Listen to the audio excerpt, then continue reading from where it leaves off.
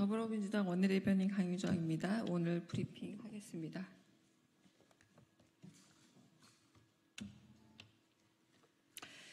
윤석열 대통령은 사도광산에 이어 독도까지 내줄 결심입니까?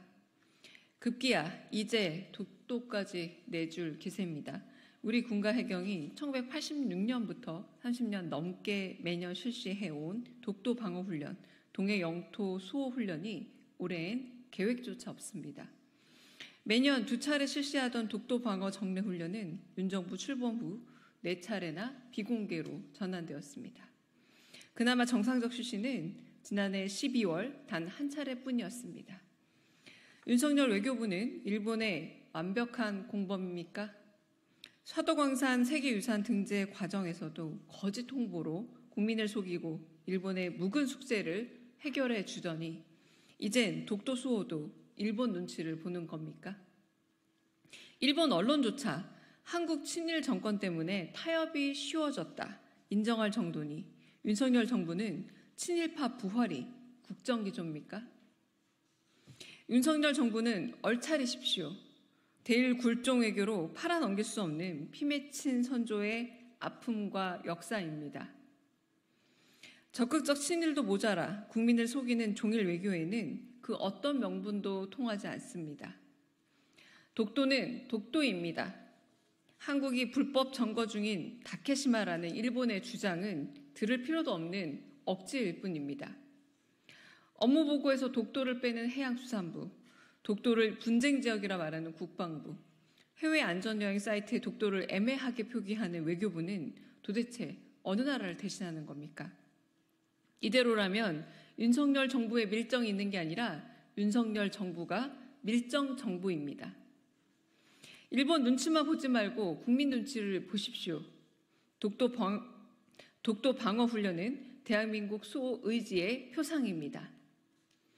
헌법에 명기된 대통령의 영토 수호 의지를 실현하십시오. 독도 수호에 일본 눈치가 보인다면 대한민국 대통령 자격부터 버리십시오. 독도 수호에 일본 눈치가 보인다면 대한민국 대통령 자격부터 버리십시오. 윤석열 정부는 하루빨리 독도 방어훈련 계획을 밝히고 공개 훈련을 회복하십시오. 독도 수호야말로 윤석열 정부의 정신적 줏대를 입증할 시금석입니다. 두 번째 브리핑하겠습니다.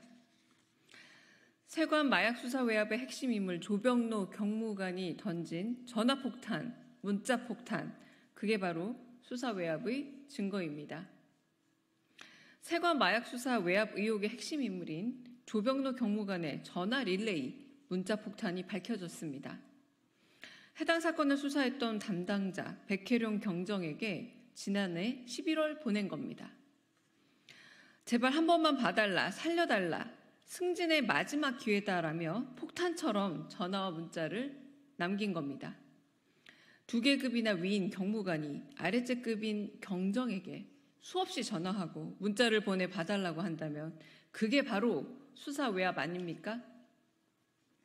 사건 초기부터 대통령실에서 또 연락이 왔느냐, 국감에서 야당 좋은 일만 시키는 거라며 언론 브리핑도 조율하려 했습니다. 서울경찰청 생활안전부장이 자신과 무관한 세관 마약 수사 언론 브리핑까지 관여해 빼달라 했던 이유는 무엇입니까? 세관 마약 수사 담당자가 포상은커녕 외압에 좌천까지 당한 진짜 이유는 무엇입니까? 대규모 마약 밀매를 적발한 수사팀장을 격려하지는 못할 망정 경찰서장과 경무관이 이중으로 외압을 행사하고 이내 좌천까지 시켰습니다. 언론 보도에 민감한 모습도, 승진에 대한 언급도, 사건이 무마되고 축소되는 과정도, 수사 담당자를 좌천시킨 것도 최혜병 사망 사건과 판박입니다. 조병로 경무관은 임성근 구명로비의 핵심 인물 이종호 대표 녹음 파일에도 승진자로 언급되는 인물입니다. 도대체 이종호 대표는 어디까지 닿아 있는 겁니까? 마약과의 전쟁을 선포했던 당시 법무부 장관 한동훈 대표도 오히려 묵묵부답입니다. 용산도 여당 대표도 입을 꾹 닫고 진실을 덮기만 하니 민주당이 규명하겠습니다. 오늘 20일 행안위 청문회를 시작으로 세관 마약 수사 외압 의혹의 실체를 철저히 밝혀내겠습니다. 마지막 브리핑 한 가지 더 하겠습니다.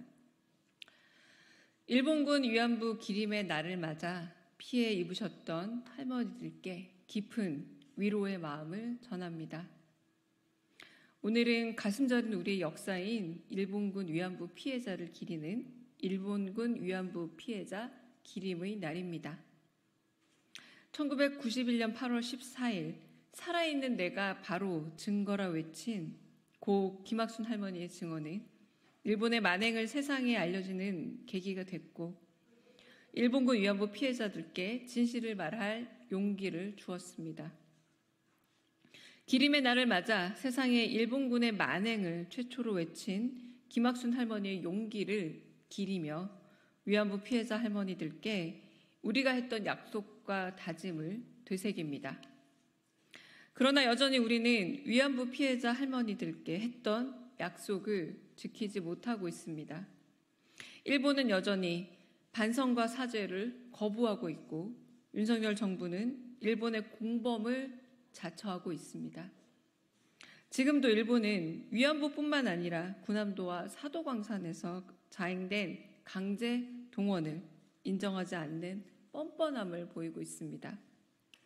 더 기막힌 것은 이런 일본과 미래지향적 관계를 만들겠다며 일본 편만 드는 윤석열 정부입니다. 강제동원 피해 배상금 제3자 변제안, 사도광산 유네스코 등재 등의 몇 번이나 상처를 헤집고 국익과 역사를 무참히 내줄 셈입니까? 더불어민주당은 일본군 위안부 문제 해결과 진상 규명, 피해자들의 명예 회복을 위해 더욱 힘쓰겠습니다. 윤석열 정부의 대일 굴종 외교를 바로잡고 퇴행하는 역사 정의를 바로 세우겠습니다. 일본군 위안부 기림의 날을 맞아 피해 입으셨던 할머니들께 다시 한번 깊은 위로와 감사의 마음을 전합니다. 다시 읽겠습니다. 일본군 위안부 기림의 날을 맞아 피해 입으셨던 할머니들께 다시 깊은 위로의 마음을 전합니다. 감사합니다. 감사합니다.